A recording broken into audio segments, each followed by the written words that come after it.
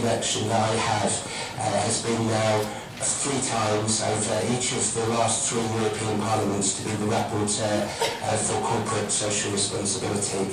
And I know how hard you're working in Slovenia to work amongst your businesses there, the multinationals as you mentioned, but also your national and local businesses in order to promote socially responsible business practice. It's been my job to champion.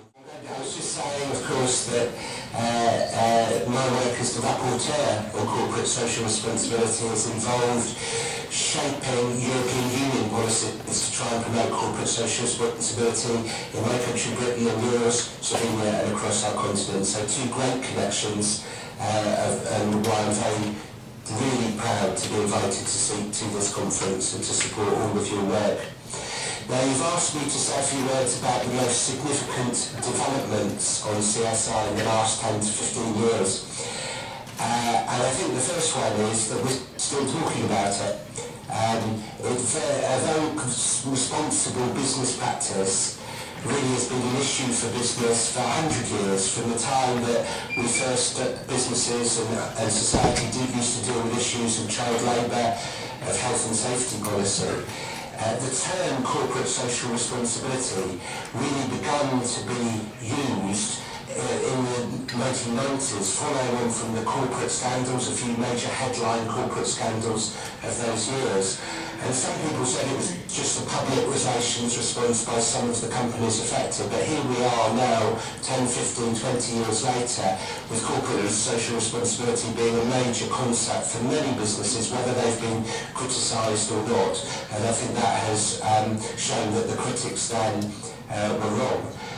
We've seen that for many companies now, certainly the top listed public companies on the major stock exchanges of the European countries, a big majority of those have corporate social responsibility policies, have developed voluntary codes of practice for their company or in conjunction with others in their sector or with other stakeholders, and have begun to entertain reporting, sometimes called sustainability reporting. And now, certainly for big businesses, that is the norm across most of the European Union countries. And I think we've also moved from a point where, still in many of our countries, corporate social responsibility was seen as an add-on. It was philanthropy. It was something that the company gave back to society after it had done its business, to now a situation where I think just about everyone is great, right? Don't let me dissuade any company listening from seeking to help its local communities, but it's not corporate social responsibility, and I think that that is something that is now widely accepted. It is part of core business and of corporate governance. And thirdly, what we've seen over these last 10 to 15 years is this debate between the different drivers of corporate social responsibility. What is actually making business adopt more responsible business practices? And on the one hand, you have the people who say that it's the business case. Frequently, the concept we've used in recent years has been the one of responsible competitiveness. The idea that the company is more financially successful because it's more energy efficient, because it has long-term relationships with its suppliers, with its employees, with its customers, that it's exploiting niche markets and socially responsible production or environmentally sustainable new goods and services. All of these things actually mean a greater profit, a greater financial profit at one and the same time, the business case. And of course it's true.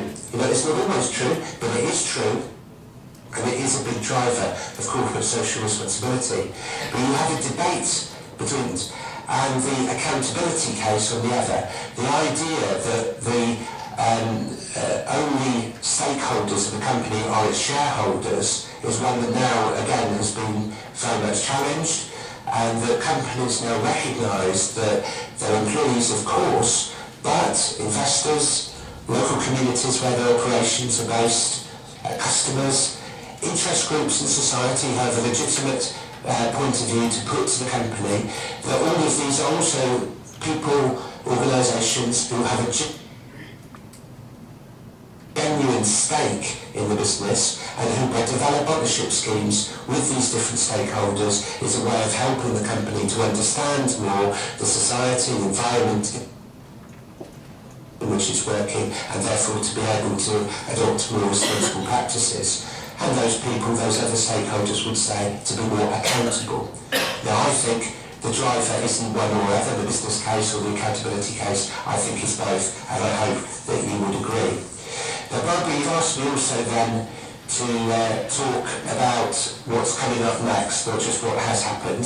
And I do so as someone in my own role in the European Union who has been concentrated much more in the last few years on global corporate social responsibility initiatives and standards. I'm a member of the Government Advisory Group of the Global Reporting Initiative and also an official friend of the OECD guidelines on multinational enterprise.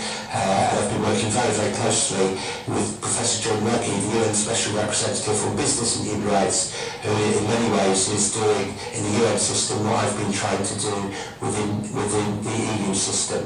And from that experience, let me say three things about the future and where we're going. The first is that I think international standards are paramount and will become more paramount. I see that that's a big focus for your conference today, and I think it's the right thing to do because your companies, my companies in Britain, even the smallest companies are still operating in global markets, and so therefore the work that's called the Heiligendamm process between the OECD guidelines on multinational enterprise, the ILO tripartite principles, the UN Global Compact, to try to move towards. Your theme of today's conference is seeing how CSR has responded and all these developments are understood in the light of the economic crisis. Just as I started off by saying a key achievement of the last 15 to 20 years has been that we're still talking about CSR, in relation to the economic crisis, we're still talking about CSR. And those people who said that it was a luxury only at times of economic prosperity, and that as companies and economies were hit with recession in later years, CSR would disappear, well, they've been proved wrong as well. Of course, the challenges are different. There is a danger, by the way, that we move away from the environment just to the social, and that would be the worst form of short-termism in relation to the challenges of climate change. We have to ward against that.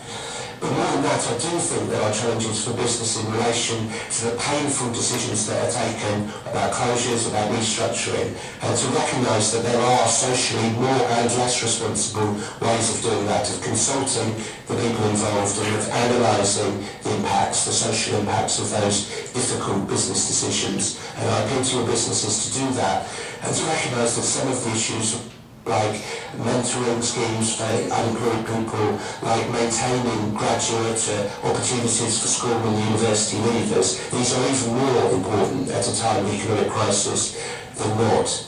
And appealing to you as well to make sure that, yesterday in Brussels, today at this conference, we're all talking about still the banking crisis and how the banks and the financial services respond to the challenges. And just about everyone now agrees there must be more transparency, there must be more accountability.